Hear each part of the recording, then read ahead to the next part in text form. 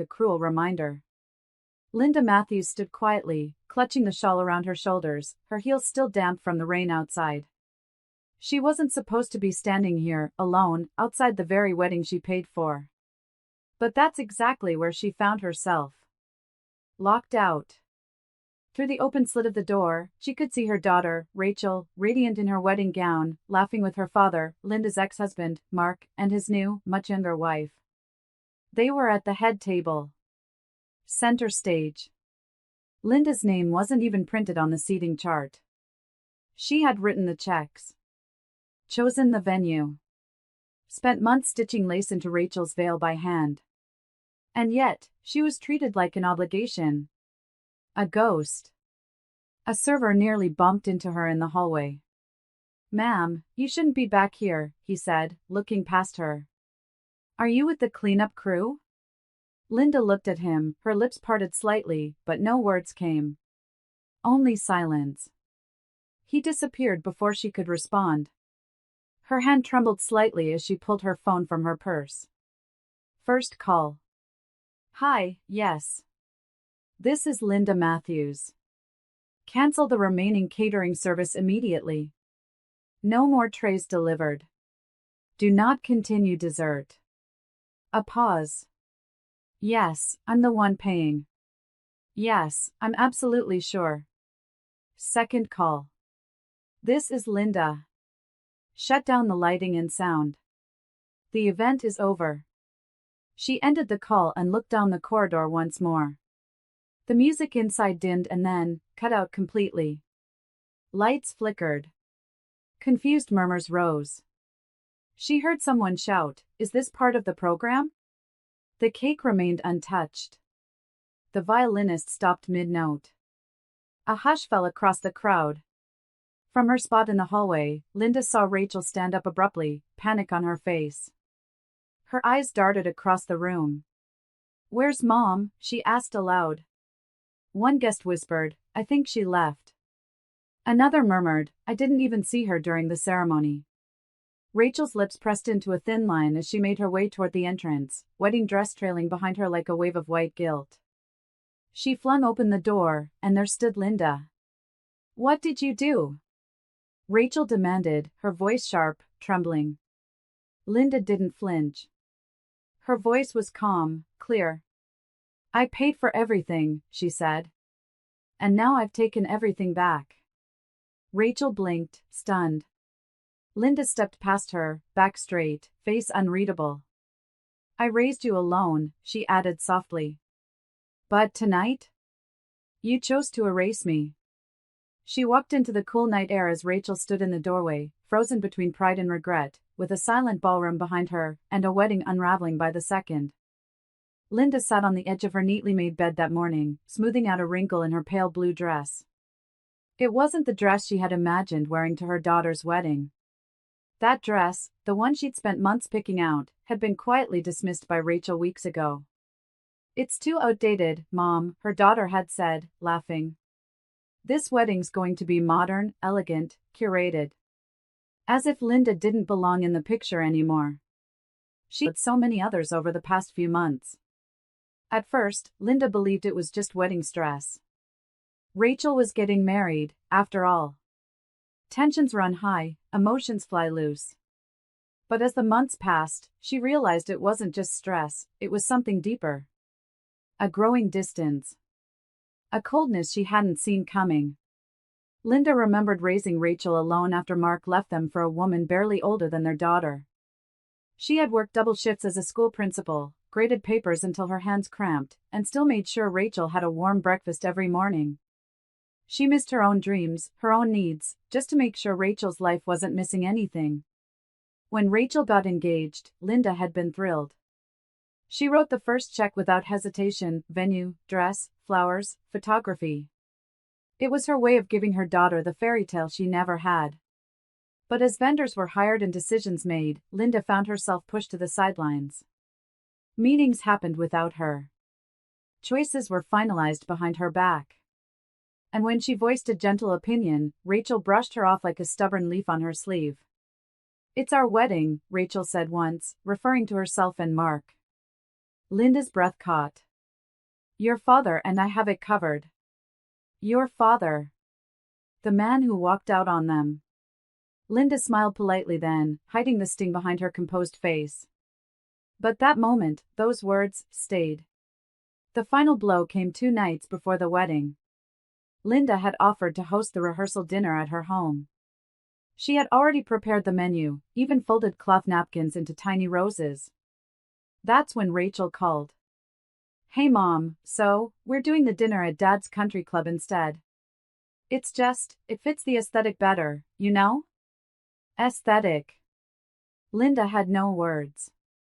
Just nodded into the phone, gripping the edge of her kitchen counter to keep from shaking. That night, she sat alone, candles lit, food untouched. The napkins stared back at her like wilted flowers. Now, standing outside the locked ballroom door on her daughter's big day, it all made sense. She wasn't needed. Not in the pictures. Not at the table. Not even in the room. But what Rachel didn't realize, what none of them realized, was that Linda wasn't the helpless, discarded woman they thought she was. She hadn't fought her whole life to be forgotten. And she was done staying silent. Linda sat in her car after being locked out of the ballroom, her hands resting on the steering wheel, unmoving. Her fingers trembled, not from age, but from something heavier, disappointment layered over years of emotional sacrifice. She stared blankly at the building, hearing muffled music and laughter seep through the walls, as if mocking her presence on the other side. Her daughter was getting married, and she was outside. Alone. The betrayal wasn't just about the door. That door represented years of love, struggle, and unwavering loyalty that now seemed disposable. She could still remember Rachel's first fever when she was 3. Mark was already halfway gone by then, staying late at work, sleeping in the guest room. It was Linda who stayed up all night, holding their daughter's hand, praying for the fever to break. She thought of the time Rachel got into her dream college. Linda had cried in the parking lot after work when she got the news. Not tears of sadness, but of pride and relief. She had worked 3 extra years just to afford the tuition. Mark hadn't even answered the phone when she called to share the good news. Yet here they were, all smiling beside him. Toasting him. Celebrating him. Like he had been the anchor of their lives. Linda thought she'd prepared herself for the wedding. The way she'd been slowly excluded from everything was painful, yes, but she had told herself that it was Rachel's day. Not hers. She had justified every slight, every cold shoulder, every decision made without her. But being locked out, not even informed or acknowledged, that shattered something inside her that could never be pieced back together. What hurt the most wasn't that she wasn't appreciated, it was that she had been completely erased. Like a chapter torn out of a book. The one woman who had stitched together Rachel's childhood, who had sacrificed promotions, relationships, even her own happiness just to give her daughter everything, was no longer even worth a phone call. Linda had allowed it all. Smiled through it. Believed that her love was enough. But as she sat in that car, mascara clinging to the corners of her eyes, she realized, love without respect is just a beautiful kind of prison. She thought of the checkbook still sitting in her purse. The payments made, the vendors booked under her name, the contracts she had personally signed. They had all been so eager to work with the woman funding the Matthews wedding. And suddenly, Linda stopped trembling. She sat up straighter. Because for the first time in a long time, she remembered exactly who she was, not just a mother, not just someone's ex-wife, but Linda Matthews. The woman who had built a life out of ashes. The woman who knew every detail of this wedding because she was the one who made it happen. They had locked her out, thinking she was powerless. But they forgot, Linda held the key to everything. And she was about to remind them. Linda's fingers moved swiftly across her phone screen, each tap filled with quiet fury and measured resolve. She wasn't going to scream, cry, or beg. No, this time, she would handle things like the woman she had always been, calm, composed, and in control. She pulled up her email. Every single vendor, from the elegant caterer to the floral designer, DJ, ballet company, even the photographer, was listed under her name. Not Rachel's. Not Mark's. Hers. Every invoice had her signature. Every payment had come from her account. Because Rachel hadn't lifted a finger to pay for anything. She had assumed, just like everyone else, that Linda would silently handle it all and fade into the background. Not anymore. She opened the caterer's contract first. Full payment required 24 hours before event, it read. Linda had only paid the deposit. She hit reply, effective immediately, please cancel all services for today's event. Per contract terms, I accept forfeiture of the deposit. One by one, she did the same with the rest. Florals to be removed from premises immediately, final balance not authorized. Photography for the Matthews event is cancelled. No release to be granted for any captured material. Entertainment services not approved for final payment, cancel DJ and lighting immediately. With each message sent, Linda felt a little more like herself again. Not the woman who had been left out, dismissed, and disrespected, but the woman who had survived single motherhood, who had built a home from the ground up, and who had funded this entire farce of a wedding. She called the event coordinator last. Hi, Linda Matthews here. Just wanted to confirm that the balance due for the venue hasn't been processed yet? That's correct, the young woman on the other end said cheerfully. We usually process it halfway through the event. Perfect, Linda replied.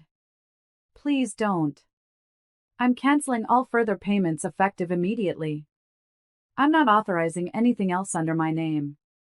In fact, I'll be contacting my bank in the next hour to make sure nothing goes through without my consent. Oh, the coordinator paused. Should I let the party know? No, Linda said with a smile that no one could see. Let them find out themselves. She ended the call and leaned back in her seat. Her heart was steady now. Not because she was happy to ruin her daughter's big day, but because sometimes, consequences are the only language people understand. Linda didn't act out of pettiness, this wasn't revenge. This was clarity. After being ignored, excluded, and disrespected, she was simply reclaiming what was hers. She wasn't going to finance a celebration where she wasn't welcome. Let them figure it out when the food stops arriving. When the flowers disappear. When the lights cut off and the DJ falls silent. Let them scramble. She didn't need to make a scene. Reality would do it for her. The ballroom was glowing with golden lights, filled with laughter, camera flashes, and champagne glasses clinking. Rachel was radiant in her gown, gliding from table to table like royalty, her hand locked with her new husband's. Mark stood proudly at the front, giving speeches, patting backs, acting as if this night had his fingerprints all over it. Then, slowly, things started to change. First, the waiters vanished. One by one, the servers began to disappear from the floor, their trays unfinished, glasses half-filled. Guests looked around confused, many thinking it was just a break between courses. But as the minutes stretched longer, the confusion started to shift into murmurs. Next, the music stopped mid-song.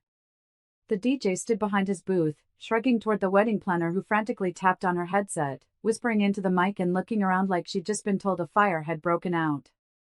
But there was no fire. Just silence. An awkward, heavy silence that no one could explain. The floral arrangements began to get wheeled out. Literally. Two men in plain clothes rolled carts through the side entrance, carefully removing centerpieces and bridal decor right off the tables. One of the guests tried to stop them, but they handed over a copy of the invoice, unpaid. Per terms, we're reclaiming materials, the man said with all the emotion of a parking meter. Rachel's smile faltered. She whispered something to Mark, who immediately stepped aside and dialed his phone. No answer. He called again. Then again. On the fourth attempt, he cursed under his breath and stormed toward the exit. In the middle of this chaos, the lights dimmed once, then flickered, then shut off completely, leaving only the dim glow of a few chandeliers that ran on backup power. People gasped. One older guest stumbled. Someone knocked over a wine glass. The DJ grabbed the mic and said, "Sorry folks, looks like we've hit some technical issues. Hang tight." But no one was hanging tight. The guests were now buzzing. Some began leaving. Others sat awkwardly, fanning themselves or checking their phones. What had once been a perfect wedding was now unraveling like an old ribbon. Rachel rushed to the event coordinator, her voice shrill, face flushed. "What the hell is going on?" "I've been trying to reach your mom," the coordinator said nervously. "She pulled all the payments. I was told not to proceed with anything else without her approval." Mark came stomping back in, red-faced and angry. "She cancelled it all. Everything was under her name. The venue, the vendors, she shut it all down." Rachel's breath caught in her throat. She finally got it. Linda hadn't stormed in shouting. She hadn't made a scene. She simply walked away and took everything with her. Because it was never Mark's wedding. It wasn't Rachel's either. It had always been Linda's gift to them. And now that gift was gone. Linda sat in the back of a quiet cafe, 2 blocks away from the venue, sipping a warm cup of chamomile tea. She wasn't dressed in anything fancy, just her favorite navy sweater and slacks, but she looked more composed and powerful than any bride or groom in that ballroom ever could. Her phone buzzed non-stop on the table beside her, but she didn't flinch. She just let it ring. She had no intention of answering, not tonight. The messages were flooding in. Rachel. Mark. Even relatives who had once sided with her daughter, calling Linda dramatic or too emotional, were now sending confused, desperate texts. "What's going on? Why did the vendors leave? Where are you? Rachel's crying." Linda looked out the window, watching as dusk settled over the city. The sky was painted in hues of orange and purple, peaceful and slow-moving, just like her heart in that moment. She felt no guilt, no sadness, only clarity. She had spent decades putting her daughter first. Every school recital, every scraped knee, every tearful teenage meltdown. She had worked double shifts to pay for college, skipped vacations, and went without luxuries so Rachel could have the best of everything. And now, she had watched that same daughter lock her out of her wedding, physically, emotionally, and publicly. They hadn't just hurt her feelings. They had erased her from the most important moment of a family's life. But they'd made one fatal mistake. They forgot who paid the bills. Linda wasn't a rich woman, not by any stretch. But what she had, she gave. Willingly. Lovingly. And when that love was taken for granted, turned into an expectation instead of a gift, she decided to pull it all back. Not to punish, but to protect her own worth. It felt like a weight lifting. For the first time in years, Linda wasn't trying to please anyone. She wasn't trying to hold a family together that didn't care to include her. She was free. The door of the cafe jingled softly as a familiar face stepped in, her best friend, Carol. She'd been with Linda through everything, the divorce, the late nights, the silent heartbreaks. Carol slid into the seat across from her, eyes wide. "Well," Carol said slowly, words out. Linda smiled gently. "Let them talk. They're saying the wedding collapsed. That the groom tried to bargain with the venue and got kicked out. And that Rachel had a meltdown." Linda nodded, calm as ever. "Good. Maybe they'll learn." Carol raised her mug. "To finally choosing yourself." Linda clinked her glass gently. "To no longer financing my own disrespect." They sat in peaceful silence, 2 older women who had seen the world shift beneath their feet and still stood tall. Outside, people were still rushing to clean up the mess Rachel and Mark had made, but Linda? She was done cleaning up for others. From now on, she'd spend her time, her money, and her love only on those who truly earned it. Long after Carol left and the city lights began to dim, Linda sat alone, her empty teacup in hand, and drifted back through the decades, moments tucked away like folded letters in an old drawer. She remembered Rachel's birth. A cold winter morning, her fingers numb from gripping the hospital bedsheets as she brought her only child into the world. She remembered the nurse placing Rachel in her arms, tiny, fragile, and full of life. That moment had changed everything. From that day on, Linda's world revolved around making sure Rachel had the life Linda never did. She had grown up with very little. Her own mother was distant, her father stern and mostly absent. Love wasn't spoken, it had to be earned through silence, obedience, or sacrifice. Linda learned early to never ask for too much. And so, when she had Rachel, she vowed to break the cycle. She promised herself her daughter would never feel unwanted, never feel like she had to earn love. And she kept that promise. Linda put Rachel through dance classes, piano lessons, private tutoring. When her ex-husband walked out, Linda didn't even cry in front of Rachel. She got 2 jobs instead. She smiled through her exhaustion, hid past due bills behind refrigerator magnets, and told Rachel she could be anything she wanted. But somewhere along the way, Rachel started to expect more and appreciate less. Linda tried to ignore the signs, how Rachel never called unless she needed something, how thank you had become rare, how Mark slowly took control of every decision, treating Linda like a background character in her own family. Still, Linda smiled. She thought love meant staying quiet. Then came the wedding. The event Linda had dreamed of attending with pride became the day they locked her out. Not just of the building, but of Rachel's heart. That door slamming in her face wasn't just physical, it was symbolic. After years of selfless love, Rachel had shown her mother exactly where she stood. And that was when something inside Linda shifted. She realized love wasn't supposed to feel like this. Love wasn't about being walked on, funding someone's big day only to be erased from it. It wasn't about being the silent sponsor behind someone else's show. Love, true love, was mutual, respectful, and rooted in gratitude. Linda wiped away a quiet tear. Not one of sadness, but release. She wasn't bitter. She was awake. And she was finally seeing things clearly, maybe for the first time in her life. The past had shaped her, but it would no longer define her future. She'd loved deeply, given everything, and still had the courage to walk away when respect disappeared. That wasn't failure. That was strength. That was freedom. 3 days later, the dust from the ruined wedding still lingered in the town like the faint smell of burnt candles after a storm. Everyone had heard. Everyone had questions. But Linda? She wasn't hiding. She walked into the local market with her head high and a soft smile resting on her lips. People stared, whispered, some even gasped. But no one said a word to her directly. Except Mrs. Daly, the sweet, older woman who ran the florist shop. She looked at Linda and gave her a gentle nod. Sometimes the only way to teach them is to let them fall.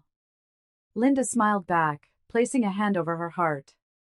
It was time. She didn't go back home immediately. Instead, she took a long, quiet walk through the park she used to take Rachel to when she was a little girl. The benches were still the same, the swings creaked the same way, but Linda had changed. She wasn't the exhausted, desperate for approval mother anymore. She sat on a bench near the lake, watching the breeze ripple over the surface like a fresh start, and pulled out her phone. This time, she opened the messages, not to respond, but to read and release. Rachel, I didn't know you felt so left out. Mark, you've embarrassed the entire family. Congratulations. Rachel again, Mom, please. Can we talk? Linda read them all. And then, calmly, without a single ounce of hate, she deleted every one. She didn't need an apology to validate her pain. She didn't need Rachel to suddenly become the daughter she once imagined. And she certainly didn't need Mark's approval, whose love came with strings tied to his own ego. What Linda needed was already hers. Peace. Dignity. Self-respect. The truth was, the wedding didn't fall apart because of Linda. It fell apart because it had been built on the shaky foundation of entitlement and disrespect. All she did was pull back the curtain. They expected her silence. They expected her compliance. But instead, she gave them a lesson. One they'd never forget. As she stood to leave, she felt lighter than she had in years. Her heart wasn't heavy anymore. Her back stood straighter. She had let go of guilt, of fear, of the exhausting hope that someday they'd appreciate her. Some bridges don't need to be burned. Some just need to be walked away from. And as she reached the end of the path, with sunlight kissing her cheeks and a gentle wind behind her, she whispered the words she once wished someone would say to her. I did everything out of love, but now, I choose myself. And in that moment, with no applause, no spotlight, and no crowd, Linda had the most beautiful kind of ending. Not one where she was celebrated by others, but one where she finally